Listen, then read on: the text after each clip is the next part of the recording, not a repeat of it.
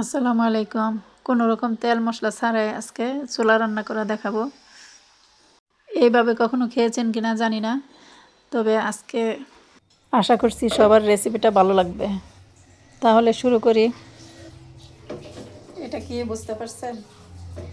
এটা হলো পরিত্যক্ত গরুর গোস্ত রান্না করার পরে অবশিষ্ট যেগুলি থেকে যায় সেটা, যে এগুলো অনেক সময় দেখা যায় যে খাওয়া হয় না, ফেলেই দিতে হয়। ওই জিনিসটাই আমি কাজে লাগাচ্ছি।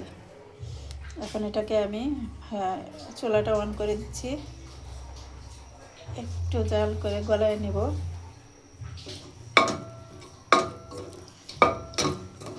যে এখানে আলু পরে আছে, সামান্য তেল পরে আছে, আর ঝোল যাত্রা তো সাইডে লেগেই আছে। যেহেতু এটা ফেলে না দিয়ে আমি এটাকে কাজে লাগাচ্ছি।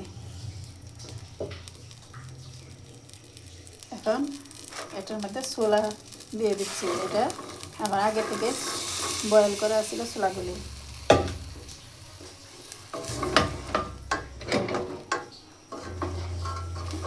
এটার সাথে আমি এখন দিয়ে দিব সামান্য হলুদের গুঁড়া, একটু কালার আসার জন্য। যেহেতু এটার মধ্যে মশলা তো যায় আছে, ওইটা দিয়ে আমি কাজে লাগাইতে চাচ্ছি, এই জন্য বাকি বেশি কিছু দিতে চাই না। আর দেবো সামান্য ভাজা জিরার গুঁড়া। ভাজা জিরার গুঁড়াটা দিলে এটা একটু টেস্ট আনবে। আর দিয়ে দেবো এটার মধ্যে পরিমাণ মতো লবণ।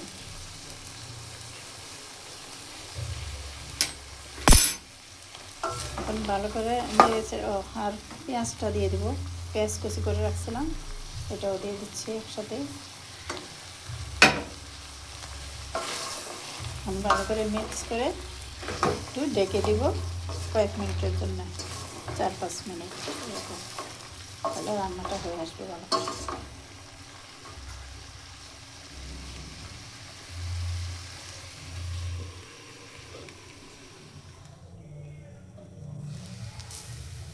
আমি অফ ক্যামেরায় আরও দু একটা নেড়ে ছেড়ে দিচ্ছিলাম, এই তো এখন হয়ে গেছে।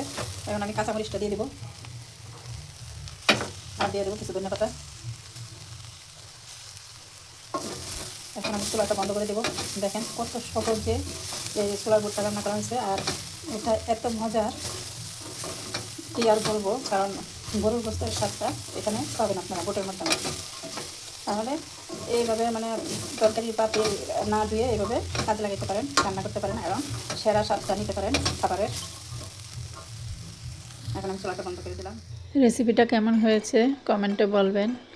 আর অবশ্যই একটা লাইক ও একটা শেয়ার দিয়ে আমার পাশে থাকবেন। বেল বাটনটা অন করে রাখবেন।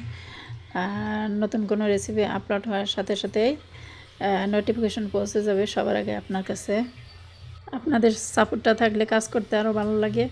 কাজেই আপনারা সাপোর্ট করবেন। একা একা তো চলা যায় না, অবশ্যই সবাই পাশে থাকলে আগে যাওয়া যাবে। ইনশাল্লাহ আবার দেখা হবে নতুন কোনো রেসিপি নিয়ে। আল্লাহ হাফেজ। দারুণ মজা।